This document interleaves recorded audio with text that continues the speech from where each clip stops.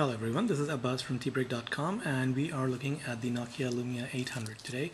Now this is the phone. It looks very much like Nokia's N9 that they released, the Migo based version, just a few months back.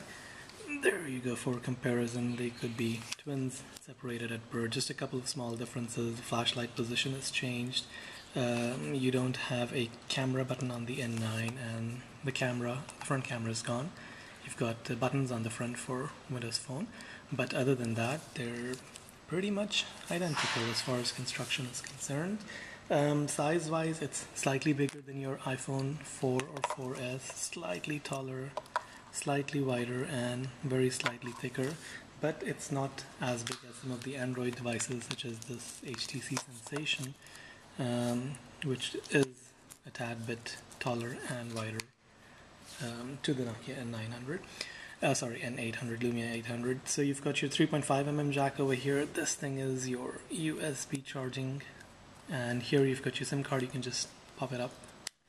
Volume buttons, power button, and you've got the camera button on this side. Nothing here, nothing here. Capacitive buttons at the bottom, and the Carl Zeiss lens, on the back. Okay, so let me just go ahead and fire this off. Beautiful, gorgeous display by Nokia. I think it's called Deep Black. It just looks gorgeous. Let me just get this out. And there you go. What you're looking at right now is the home screen, if you want to call it. It's got tiles. This is how Windows Phone is laid out, and these tiles are live tiles, so they kind of give you information on what's behind them. So for example, this is a weather tile. Now this is a third-party app that I've downloaded from Marketplace, and it pulls up the weather conditions. This tile is the Me tile, which sort of displays information about you. So if I go ahead and click on that, it allows me to post a message, where I can do that on Windows Live, LinkedIn, Twitter, or Facebook. Or I can check in again on Facebook right now. Hopefully more plugins through Foursquare or an open system would allow moving further to do that. Set chat status, so you can do that for your Facebook again. Notifications, these are notifications related to me, so the blue ones are the new ones, and this is over Twitter. Now sadly, direct mentions on Twitter don't come up over here, but everything else for Twitter, Facebook, and LinkedIn does come up. What's new are things that I've posted, so just a summary of what I've done. Now opposite to your Me tile is the People tile, where everyone in your contacts, these are all the contacts basically. So contacts are everything in your social networks as well as your contacts book. So I've got LinkedIn, Twitter, Facebook, my Google contacts, everything is on here. As you can see, the scrolling is super smooth. I mean, the device is incredibly zippy to use, and one thing I like is if you click on this letter, you come up with all the alphabets and you can quickly jump into. I know that in iOS you've got to slide your hand, or in Android they've got some other system as well, but this makes it very nice and quick to navigate. So back to the People style. Here you've got What's New, which sort of gives you status updates from different people and recently contacted people. Okay, now let's kind of go back on to the top over here. Just wanted to show you something. You can search for people. Sadly, the search key over here isn't universal. It's sort of, it works within the applications where you have these search buttons. This always takes you to Bing. Right, so I've got two groups defined. One is called Family and one is called The Office. If I click on The Office, I can sort of just see my colleagues in here that I've pinned. What's new is just status updates from them, pictures posted by them, and this is the group. An interesting thing is if I click over here, I can add a contact, and there we go. I can send a text to everyone on this list, email to anyone on the list. If I've got the mobile numbers, you can just group send something on there directly. Okay, so right, you've got these three keys. Back takes you one step back. This obviously takes you to the home screen, and this is search, which takes you to Bing, where you can just type things. It's not universal right now. I think hopefully that's going to come into the next version. Now if you hold the back key, it shows you a list of open applications or the ones that you have recently accessed. You can quickly switch between them. Holding down the Windows keys brings up the voice command prompt, where you can say things like, please say call and a contact name. So for example, you can do that or other things. Phone, calendar, again, beautiful looking interface, very easy, very fluid. Messaging, threaded messaging is supported, so you can have that. And then you've got my Gmail is set up over here. Octotalk is the client I downloaded for Google Talk. We use Google Apps at the office, so good to stay in touch. This is a Twitter app called Carbon. It was recently released. Very slick looking app. Your timeline, your mentions. Again, it would be really nice if these got integrated within the OS. So if I could get notifications from Carbon up here on the Me tile, hopefully that's coming. Same thing with WhatsApp. Would be great to get them on the Me tile. I have a feeling that they will be coming in the next version of Windows Phone. 8 is what I believe that would be. Internet Explorer works pretty decently. It's a bit on the slow side as far as the SunSpider benchmarks are concerned, but other than that, it works nice. The notifications come right on top. You can just directly click on it and it takes you to that notification. But let's go back to IE over here. And this is tbreak.com. Loads up fairly speedy, but I think in benchmarks it just kind of shows a little bit on the laggy side. You can double tap and it kind of zooms in into that area, and then you can kind of move in. Pinch to zoom is also supported. Again, extremely fluid, extremely quick, so gives you a beautiful feel.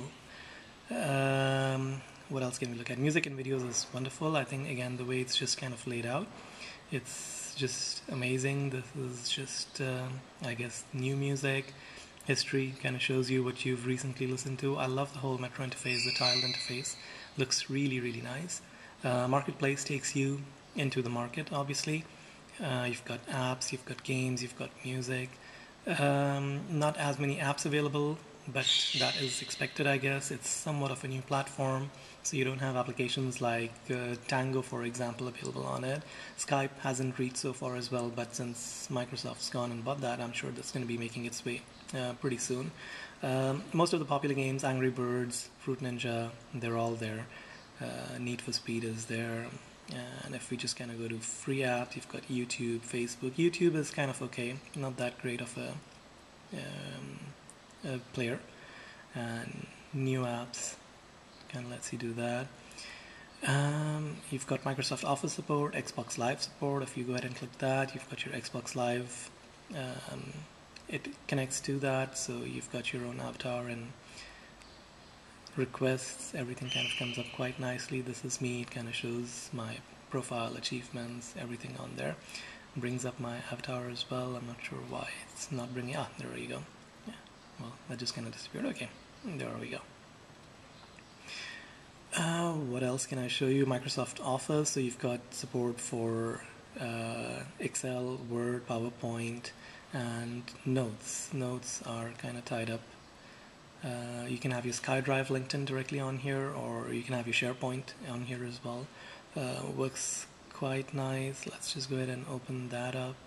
And the keyboard is quite decent to type.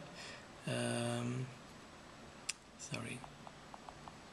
Hello, this is Abbas checking out Windows Phone.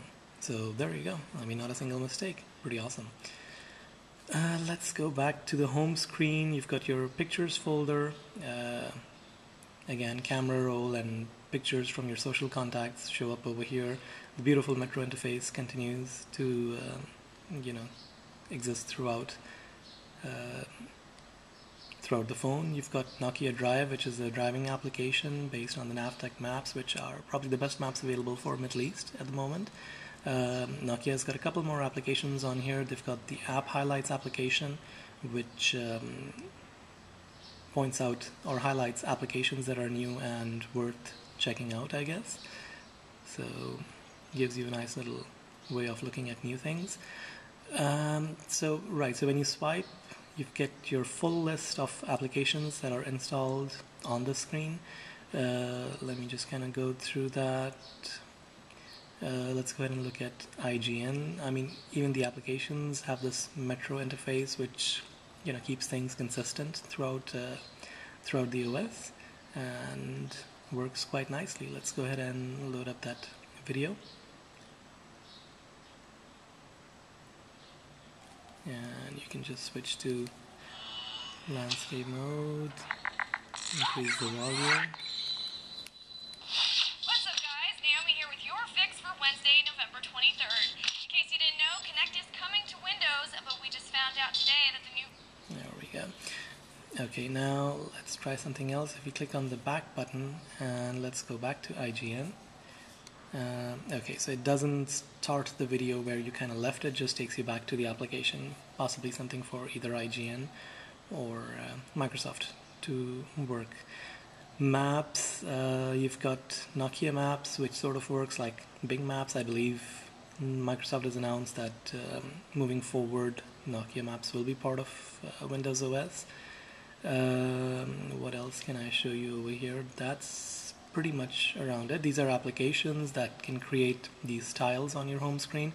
Now, moving forward, I think what I would love to see is tiles within tiles or a folder structure. So you can sort of collect, I've got my WhatsApp, I've got Google Talk, and I've got, let's just say my email that I would like to sort of just put all 4 of them into one folder called messaging, or, I would like to have a tile for all my favorite contacts. I think that could kind of work out quite nicely as well. Right now you can't do that, and as soon as you start pinning things, they kind of start filling up your home screen. So for example, let me just go ahead, and if I just keep it highlighted and I say pin to start, and there you go, that contact just appears down there. So this list could kind of become long and tedious over time. It would be nice if Microsoft allows tiles within tiles. That would sort of work out nicely. Probably a good idea for navigation moving forward.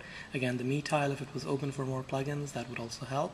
But I think an extremely slick interface, beautiful, gorgeous to look at, works very, very smoothly. I really like the device. I really like the OS. I think it's the most un-iOS-like OS that I've used, which is great. It's something fresh. It's something new. And I'm definitely planning on using this for a while, and very much looking forward to the next version of Windows. Again, this is Abbas from tbrick.com, and this video kind of got a bit lengthy. I just realized that, but hope you guys enjoyed it, and enjoy the rest of the review. Thank you.